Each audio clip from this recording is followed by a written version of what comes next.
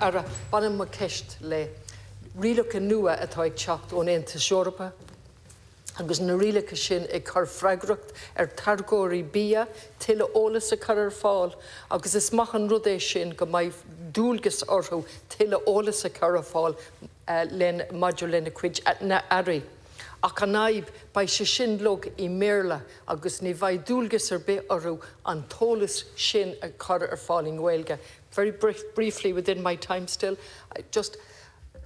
the rules are being drafted as we speak, and I understand there'll be a cross-department working committee set up in relation to those rules that will put an obligation on the producers of products to say what's in their products. However, that will be in English as a result of a decision made by your government. And what I'm asking is, with the new cross-party, cross-department working group, that you will look at this again to ensure that will be bilingual.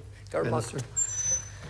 I think we've made great strides in recent years to make sure that we can allow for those who are Gaeilgeoiries to be able to access whether it's content or whether it's that they can engage through services that it's in their native language. Yeah. So what I'll do maybe is ask the Minister directly to come back to you on it. I'm afraid I don't have a clear answer, but I certainly think we're all keen to build on the progress that has been made that I've mentioned, and obviously this would be part of that.